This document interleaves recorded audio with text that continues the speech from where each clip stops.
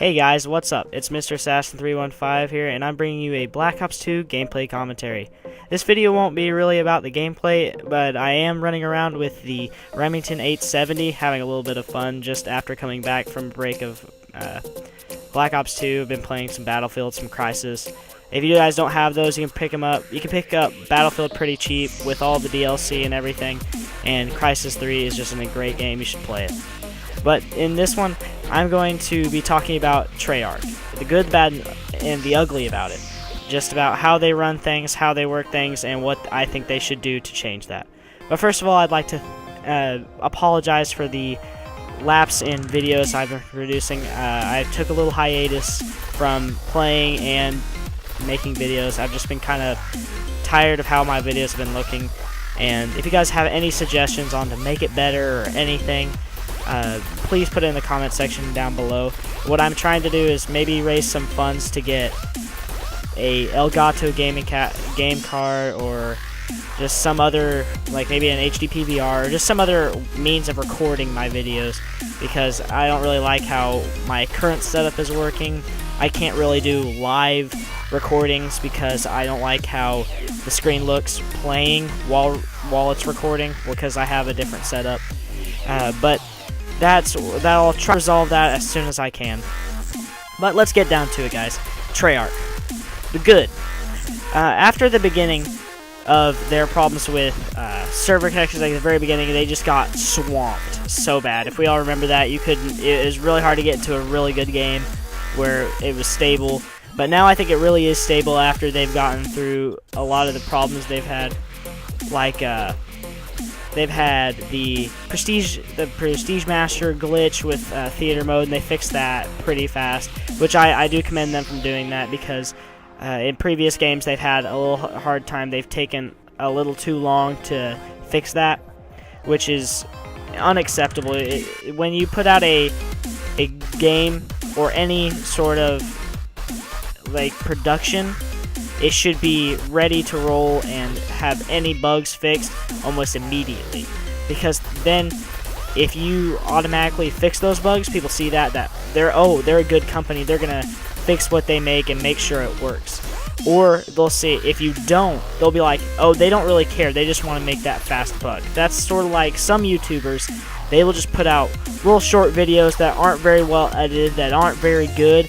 And since they have a big subscriber base, that they just get the views and just can coast, which I don't believe that's right. You should work as hard as you can for every video. But the bad about Treyarch, first of all, the servers and lag and connection, that should really be fixed. In all actuality, I like Black Ops 2 better than I did Modern Warfare 3. But Modern Warfare 3 definitely had a better connection. Yeah, at the beginning, the connection was just horrible. But that's how it is in just about every Call of Duty game at first launch. But now, like, sometimes it takes me a while to get into a good game where I'm not lagging all over the place. And my internet's pretty decent. I get kind of tired of getting into games where I'm just having problems just even walking straight for like 3 feet. But I just really think they should fix that. They should get on that. It has to do with something in the code. Like, it can't just be that everybody's internet's bad, because you get into lobbies where everybody's lagging. Everybody's running a 3-bar except for host, or everybody's running a 1-bar. I've seen that. And it's very, very irritating.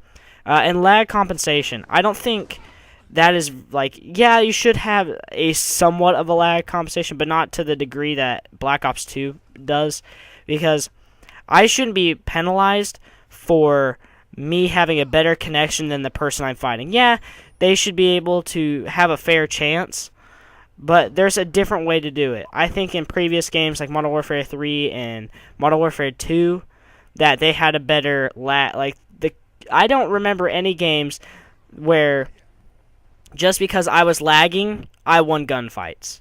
Lag comp should not be where just because I'm lagging, I win the gunfight. It should be because I'm lagging, I lose that gunfight, and that's because I'm lagging. It's not aggressor who has the better connection, that's not his fault for having the better connection. It's the person who doesn't have the better connection. And another thing with just straight gameplay of Treyarch's games, especially in Black Ops 2, some of the balancing of game modes have been a little messed up. I do enjoy Hardpoint, which I am playing here. I do enjoy it. It's a great game mode. I like to just kind of run around, run and gun, go through the objective, and mow down like 3 or 4 guys. I've done that before with like an MP7, like half a mag, and hip firing. I've wiped out a whole little squad of people. But one thing that they did mess up in this game with considering game modes is search and destroy only being 100 points per kill.